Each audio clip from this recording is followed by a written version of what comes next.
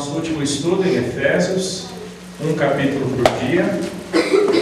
De alguma forma, todos eles girando em torno ali de Efésios 2:10, e você pode abrir sua Bíblia em Efésios 2:10. É o tema do nosso acampamento. E hoje nós vamos para o capítulo 6, desdobrando ou pensando em duas dinâmicas daquele sujeitando-vos uns aos outros de Efésios 5:21. Efésios 2:10. Pois somos feitura dele, criados em Cristo Jesus para boas obras, as quais Deus de antemão preparou para que andássemos nelas. Nós fomos refeitos em Jesus, ganhamos uma nova identidade, uma nova perspectiva divina ou de vida, um novo conjunto de valores, de tal forma a termos que agora viver de modo digno. E muito possivelmente, na mente de várias daquelas pessoas, o viver de modo digno, o pertencer a Jesus, o ser de Jesus, criatura nova de Deus, seria rejeitar os relacionamentos humanos, horizontais, porque agora, afinal de contas, o que vale é o meu relacionamento vertical. Aliás, é assim que muita gente pensa no cristianismo, que o que importa é a dinâmica vertical da vida, com Deus, de leitura bíblica, de oração, de intimidade com Deus, de louvor, de presença na igreja. Como se Deus não estivesse tão preocupado com a dinâmica horizontal da vida com respeito aos relacionamentos interpessoais. E eu diria, pessoal, que há um grande problema nessa perspectiva, e em grande medida ela é fruto da maneira como nós delineamos, ou a maneira como nós encadeamos as várias áreas das nossas vidas. Quando alguém te pergunta sobre quais são suas prioridades, ou se você pudesse fazer ou enumerar uma lista de prioridades, como seria essa lista? Tradicionalmente, colocamos Deus em número 1, mesmo que isso não seja real, mas a gente coloca, porque tem medo de assumir ou reconhecer que Deus é só o número 4 ou o número 5. Mas beleza, a gente começa com o número 1, Deus. Segundo, me ajudem, família. Ainda que na prática também não seja, porque o trabalho toma muito mais tempo, suga as nossas energias, e aquele bagaço que sobra da gente no final do dia é o que a gente entrega para a família. Mas beleza, família em segundo lugar. Terceiro, trabalho, tá? Consome pelo menos 8, 10 horas por dia ali. Alguns colocariam os estudos, né? Porque a condição de vida é essa, ou faculdade, ou colégio, ainda não trabalham, são da geração quase nem, né? Só são meio nem. O que mais? E depois? Igreja. Talvez depois colocaremos lazer, vida pessoal e por aí vai. Tradicionalmente, nós aprendemos a ver a vida desta forma. Mas não é assim. Não deveria ser assim a maneira como nós vemos a vida. Um depois do outro. Primeiro Deus, depois família, depois trabalho, depois igreja, depois vida pessoal. Porque a vida pessoal não é necessariamente uma dinâmica vertical de prioridades. Porque de alguma forma todas as coisas, elas existem nas nossas vidas com igual importância. Tomando sim espaços diferentes na vida, mas com igual importância. E quando Paulo chega no capítulo 6 e ele fala sobre filhos obedecerem os pais, servos obedecerem os seus senhores, a preocupação dele, de alguma forma, era que aqueles cristãos, vivendo contextos diferentes de suas vidas familiares, entendessem que, na verdade, Cristo era o Senhor sobre todas as coisas igualmente. Ou seja, Deus se preocupa com todos os âmbitos, todas as áreas, todas as dinâmicas da nossa vida. Não é primeiro essa, depois aquela. mas todas sob uma nova perspectiva, sob uma nova ótica. Porque no 5:21, como nós vimos bem rapidinho ontem, sujeitai-vos uns aos outros no temor de Cristo. E aí Paulo começa no verso 22 do capítulo 5 até o verso 9 do capítulo 6, a retratar várias dinâmicas de relacionamentos no contexto do lar. Maridos e esposas, pais e filhos, servos e senhores. E a preocupação de Paulo, de alguma forma, é dizer que, porque vocês foram refeitos em Cristo, têm uma nova identidade, uma nova agenda, os relacionamentos interpessoais serão drasticamente transformados por causa dessa nova perspectiva. Era normal, à semelhança da nossa época, que filhos fossem insubmissos a seus pais, que filhos desonrassem seus pais, e que o escravo tivesse em mente, na verdade fosse uma obsessão, ver até o seu senhor morto, ou trair o seu senhor para que conseguisse fugir. Porque você não queria ficar numa condição de escravidão. Então, podendo não se ver debaixo de alguém, seria o melhor. É ou não é, de alguma forma, a tendência dos nossos dias? Olha quanta gente quer sair da condição de funcionário para virar patrão. Quantos jovens e adolescentes não querem passar uma faculdade longe de casa para se verem livres dos seus pais? É assim ou não é? Quantas coisas erradas nós fazemos, muitas vezes no trabalho, só porque não tem alguém vigiando. Aquela ideia do olhar para o lado para ver se não tem alguém observando o que nós vamos fazer. Interessante que algumas empresas já proibiram os seus funcionários de usarem WhatsApp, Facebook no momento do trabalho, no horário de trabalho. Porque não respeitam, tiveram que proibir, porque o bom senso dos funcionários não os fez respeitarem as regras. A gente tem dificuldade, pessoal, com autoridades. A gente tem. Com o governo, com a polícia, com as leis, com os pais, com as autoridades eclesiásticas, com os nossos empregadores, com os professores, muitas vezes, em sala de aula. Então, a preocupação de Paulo nesse início de capítulo 6 é falar que, por sermos novos em Cristo, os nossos relacionamentos horizontais precisam também drasticamente ser transformados. Duas dessas dinâmicas que Paulo trata aqui para a gente. Verso 1 do capítulo 6. Filhos, obedecei a vossos pais no Senhor, pois isto é justo. Honra teu pai e a tua mãe, que é o primeiro mandamento com promessa, para que te vá bem e sejas de longa vida sobre a terra. E vós, pais, não provoqueis vossos filhos a ira, mas criai-os na disciplina e na admoestação do Senhor. A palavra filhos aqui não quer dizer filhos maduros em termos etários. Não é o camarada de 25, 30 anos de idade, em que socialmente as pessoas já olham para aquele indivíduo como um indivíduo independente. Tá bom? Eu tenho hoje 38 anos de idade. Meus pais já não olham mais para mim como alguém que está debaixo da autoridade deles. Até porque eu já moro fora de casa há pelo menos 22 anos. 23 anos. Eu já estou fora de casa. Então, a relação com os meus pais é diferente. Existem várias palavras na língua grega para filhos. A que Paulo usa é para filhos que ainda estão debaixo da autoridade dos seus pais, porque os seus pais ainda têm gerência em termos de manutenção, em termos de autoridade, em termos de subsistência. Em alguma medida, são filhos que ainda moram com seus pais. Eu devo toda a honra aos meus pais, mas eu já não devo mais obediência a eles. E de alguma forma, Paulo contrasta essas duas ideias. Então você que tem 13, 15, 17, 20 anos de idade e ainda mora com seus pais, de alguma forma, esse primeiro verso diz respeito a você.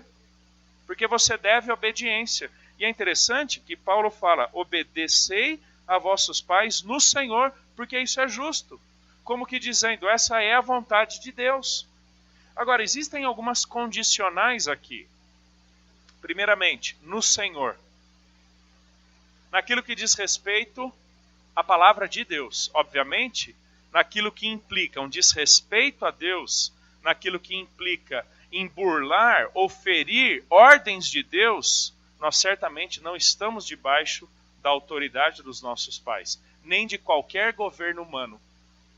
É como Pedro e João vão dizer, lá em João, capítulo 5, importa-nos mais obedecer a Deus do que a homens. Mas sabe o que eu vejo? Coisas muito básicas, muito simples. Do ajudar nas coisas da casa, do dar a atenção àquele momento específico, enquanto nós comemos ou fazemos alguma atividade juntos, em que talvez vocês não queiram. Coisas simples do dia a dia, que não custam nada, ou como minha mãe dizia, não arrancam um pedaço. A gente desrespeita, a gente burla, a gente não leva a sério. E eu já percebi, pessoal, que nós não obedecemos quem nós não reconhecemos a autoridade. Então, quando desobedecemos os pais, na verdade, nós estamos não com o problema, com a ordem em si, mas com quem deu a ordem. Porque nós queremos ser livres, autônomos, vivendo por nós mesmos. E acredite, a maneira como você obedece aos seus pais demonstra a sua maturidade espiritual. Tranquilamente, o seu compromisso com Deus pode ser medido pela maneira como você se submete aos seus pais. Lembra que a gente muitas vezes só se preocupa com o vertical? Paulo vai dizer que a dinâmica do relacionamento horizontal demonstra a consciência que eu tenho da autoridade de Deus na minha vida por meio dos meus pais. Cara, você não nasceu por acaso na família que você nasceu. Isso não fugiu do controle de Deus. Deus sabe muito bem os meios que Ele utiliza para formar o caráter de Cristo em nós. Então é lá naquele contexto da família que você também deve praticar as boas obras de Cristo, as quais Deus preparou que você andasse lá também, não apenas na igreja. A palavra obediência é uma palavra muito legal, olha aqui para mim, porque ela na Bíblia toda, tanto no Antigo quanto no Novo Testamento, ela basicamente quer dizer colocar-se por debaixo do que escutou. É uma palavra composta. Você se submete àquilo que você escutou. Você não fica testando a autoridade. Você não fica empurrando a ordem até aquele momento em que seus pais se esquecem. Ou que eles vão fazer por eles mesmos, porque afinal de contas eles cansaram de pedir. Não, você escutou, você se submete.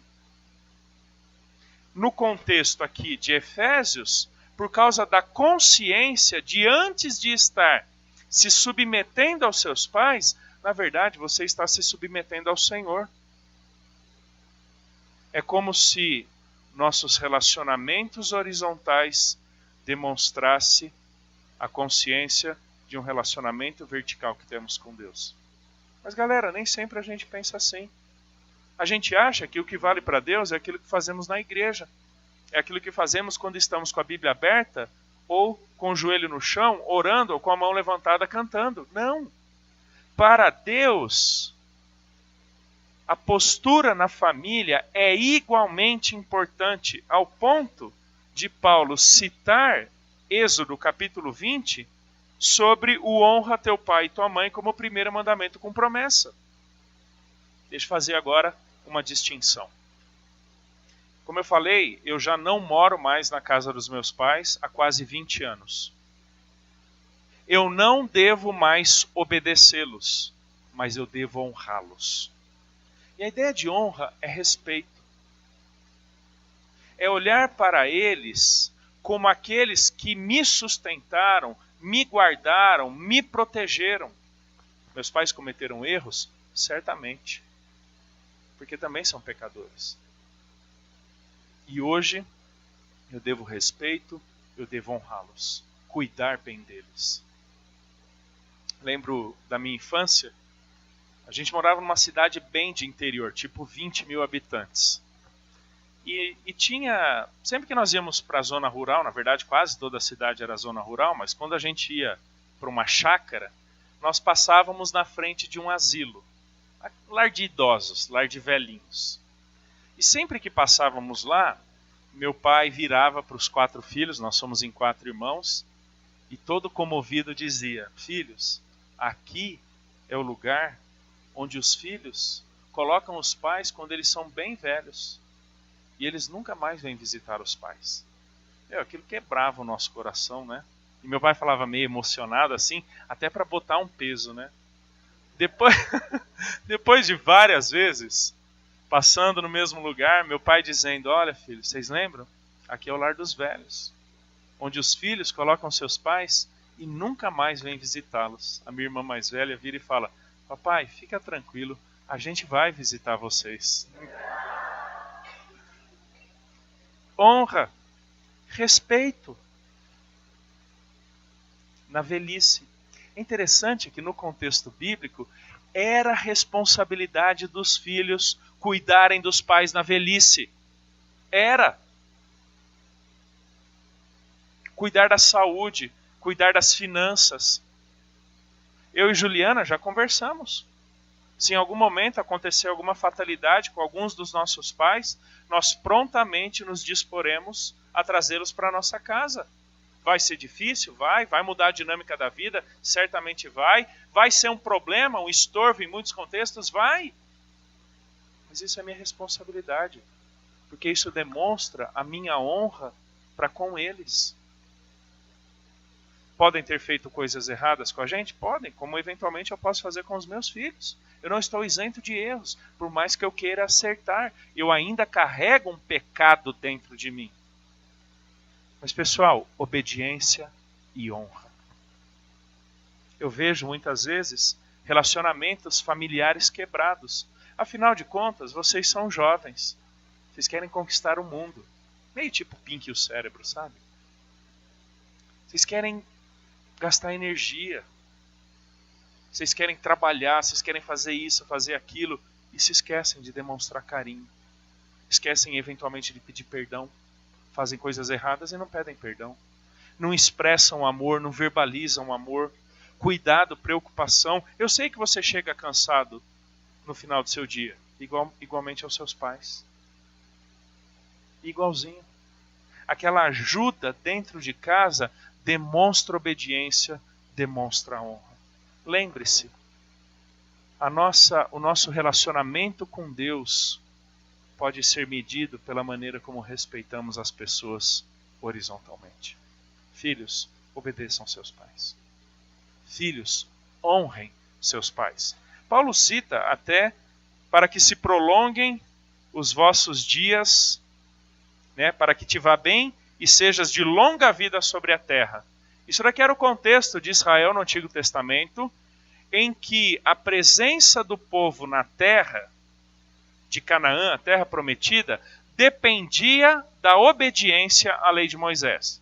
Se desobedecessem, seriam expulsos, como realmente aconteceu ali na época de Daniel, quando há toda a deportação para a Babilônia. Não respeitaram a lei, perderam a terra. Nós não temos nenhuma terra, tá, que nós estamos conquistando.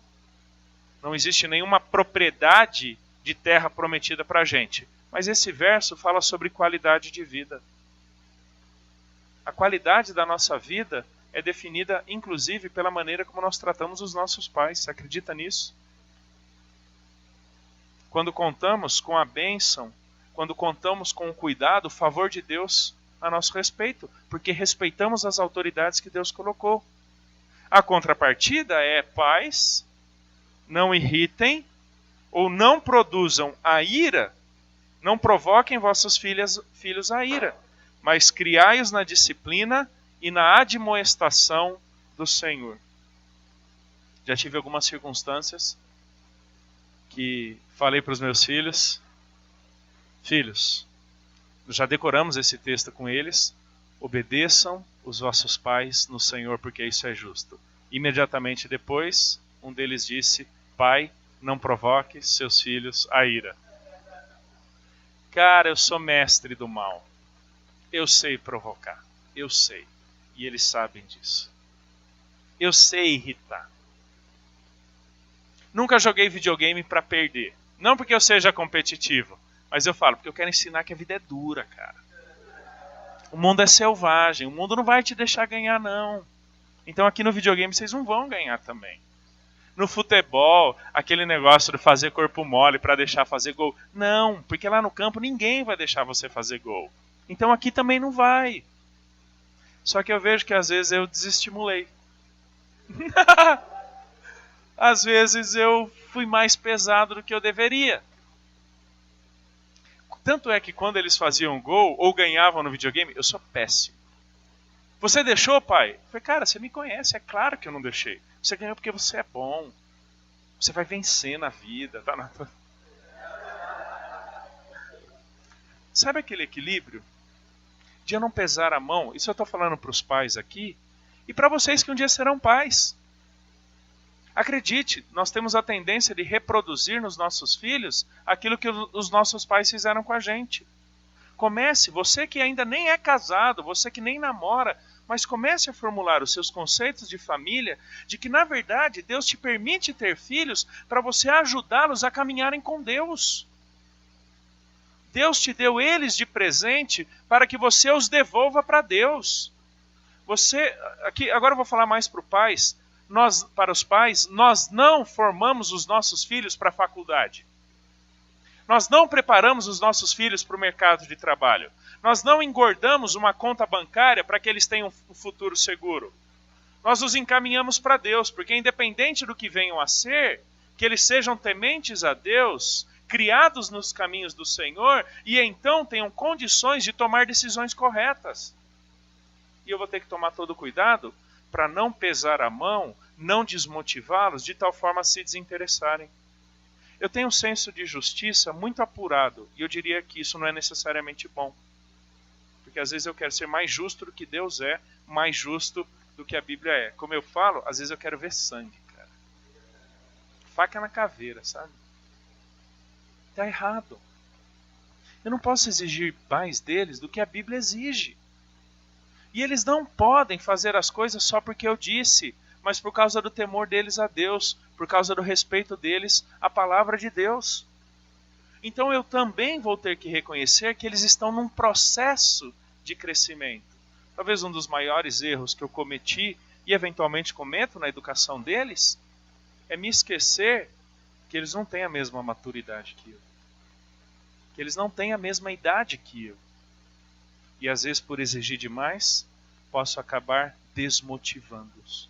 Porque no texto paralelo de Colossenses 3, é isso que Paulo fala, acaba desmotivando.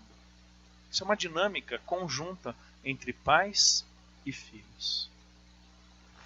Nossos relacionamentos horizontais demonstram a maturidade do nosso relacionamento vertical com Deus. Segunda dinâmica, e aí caminhamos para o final, verso 5. Quanto a vós outros, servos, obedecei a vosso Senhor segundo a carne, com temor e tremor, na sinceridade do vosso coração como a Cristo, não servindo apenas à vista, como para agradar a homens, mas como servos de Cristo, fazendo de coração a vontade de Deus, servindo de boa vontade como ao Senhor e não como a homens, certos de que cada um, se fizer alguma coisa boa, receberá isso outra vez do Senhor, quer seja servo, quer livre. E vós, senhores, de igual modo, procedei para com eles, deixando as ameaças, sabendo que o Senhor, tanto deles como vosso, está nos céus, e que para com ele não há acepção de pessoas. Servos, obedecei a vosso Senhor segundo a carne. Senhor humano, o dono da empresa, o chefe do setor, qualquer pessoa que exerça autoridade sobre você no ambiente de trabalho.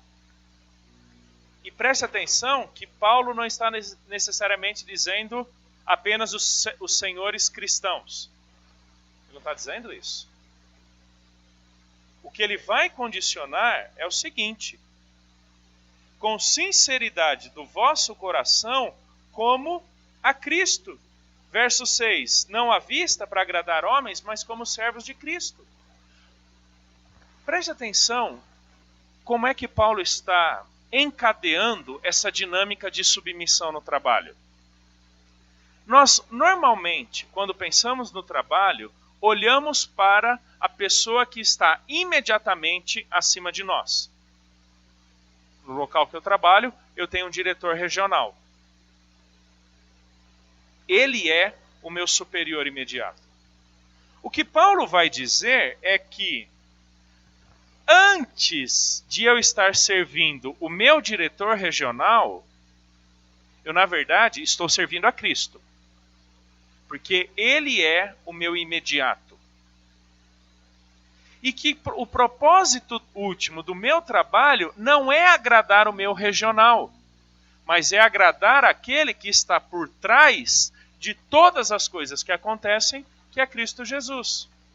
Igual o teatro que nós vimos ontem, ali com a Regina. O relatório não é simplesmente para o chefe, porque a disposição, a qualidade, a honestidade com que eu faço um relatório demonstra a consciência de que antes de eu entregar um relatório para o meu chefe, eu, na verdade, coloco os meus valores espirituais naquele relatório. Eu não minto, eu não jogo para frente, eu não sou procrastinador, eu sou excelente. Galera, o que quer dizer fazer como para o Senhor e não para homens? Como eu apresentaria isso a Cristo se eu estivesse dando para Ele? Galera, sabe por que a gente não pode colar na prova? Não é porque a gente não vai tirar uma boa nota, ou porque você vai ser pego. Porque eventualmente você não vai ser pego, eventualmente o professor deixa ou faz de conta que não é com ele. Mas é que se você estivesse prestando contas da administração do teu tempo, da gestão do seu conhecimento a Cristo, aquilo é desonestidade. Você não faz porque ainda que o professor não esteja nem aí, ainda que esse seja o sistema, na minha época dizia, quem não cola não sai da escola.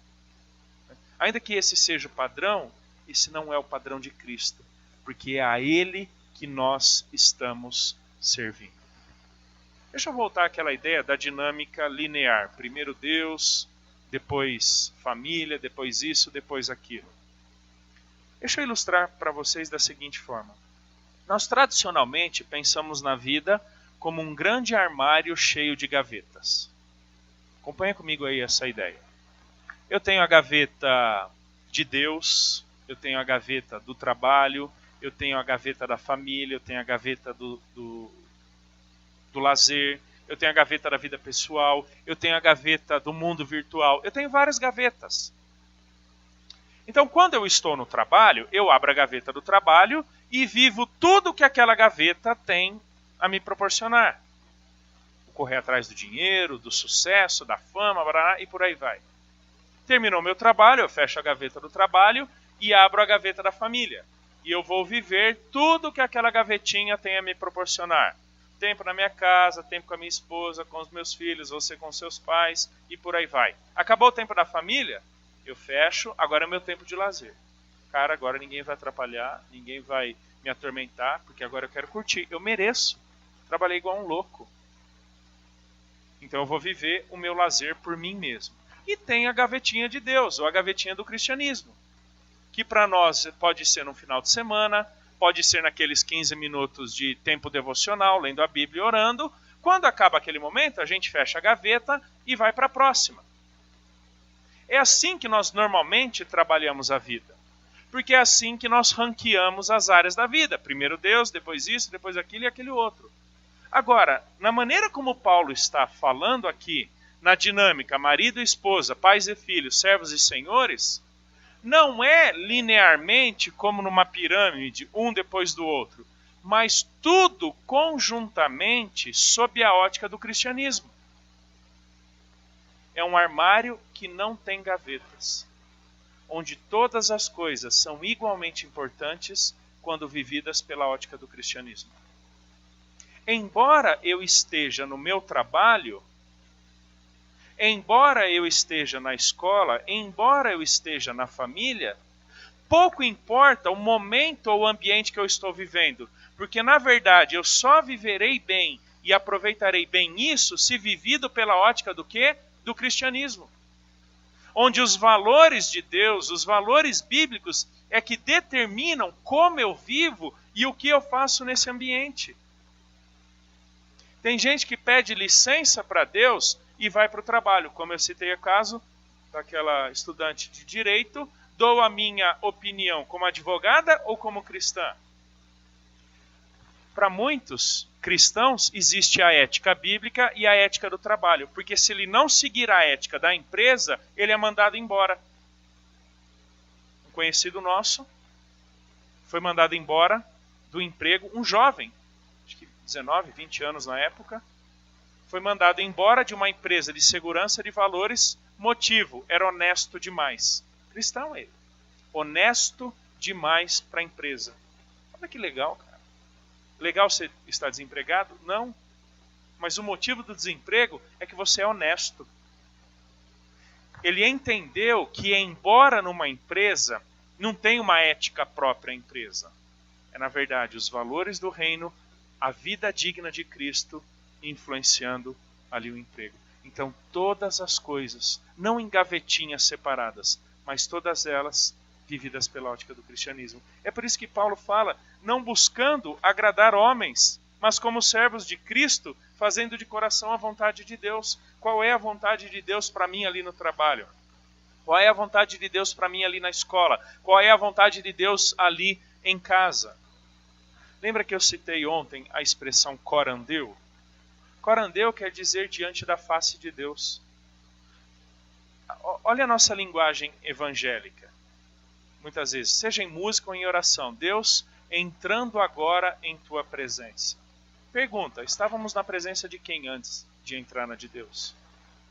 Galera, a gente tem um problemaço com isso. A gente acha que existem situações ou circunstâncias da vida em que não estamos diante de Deus. De que nós podemos entrar ou sair da presença de Deus. Quantas orações de final de culto eu já escutei? Deus, nos despedindo agora da tua presença. Cara, que é isso? Como assim? A gente entra e sai da presença de Deus? Isso não faz sentido. Corandeu me ensina que não existe situação, circunstância da vida em que Deus não seja Senhor por meio de Cristo e exija de mim obediência, exija de mim submissão. Eu estou diante do meu chefe, eu estou diante de uma autoridade, mas há alguém que é acima daquela pessoa, que é na verdade quem eu estou servindo, Cristo Jesus. Pessoal, quando a gente entende isso, a gente entende o que quer dizer fazer tudo para a glória de Deus. Lembra de 1 Coríntios 10, 31? Quer comais, quer bebais, ou façais outra coisa qualquer, trabalhar, limpar o chão da casa, navegar na internet, fazer uma prova na escola, prestar um relatório, colocar combustível no carro em nome da empresa e não pegar notinha com valor diferente. Qualquer coisa, façam tudo para a glória de Deus. Quando eu entendo que minha vida não é um armário cheio de gavetas separadas, mas é uma coisa só, vivida diante de Deus, quando eu entendo que não existe situação em que Deus não contemple na minha vida, eu faço todas as coisas demonstrando quem Deus é, glorificando. Essa é a ideia de fazer para a glória de Deus. Que demonstre quem Deus é e o que Ele fez na minha vida. Com honestidade, com justiça. Eu diria que nós ganharíamos mais respeito. Isso não quer dizer que seria mais tranquilo. Ganharíamos mais respeito quando levássemos o nosso cristianismo para dentro da empresa também. Porque se Cristo não pode entrar na empresa onde você está, a minha pergunta é, o que você está fazendo lá? Perdemos, pessoal.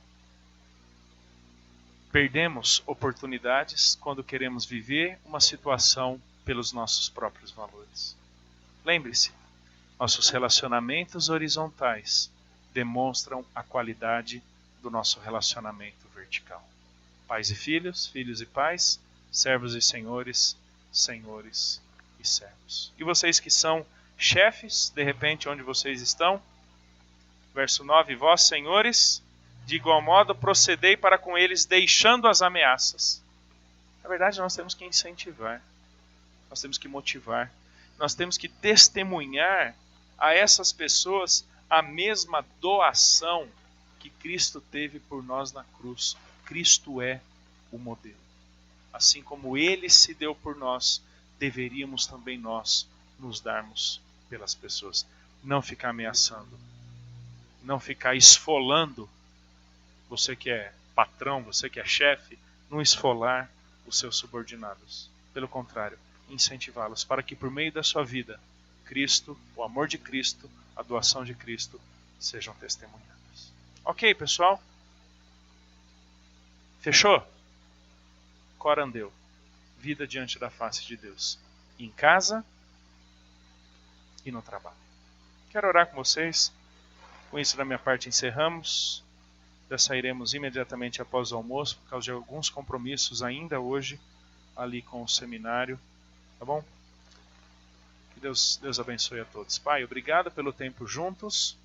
Pedimos que o Senhor nos ajude na vivência do ambiente familiar, do ambiente profissional, uma ética, valores dignos do nosso cristianismo, resplandecendo a luz de Jesus e não a nossa própria vontade, não a dureza do nosso coração, mas demonstrando aquilo que Cristo fez por nós. Deus, se tem alguém aqui que tem dificuldade em obedecer os pais, ou tem desrespeitado, não tem pedido perdão, não tem demonstrado amor, quebrante esses corações, para que voltando para casa se disponham a resolver isso, peçam perdão para os seus pais.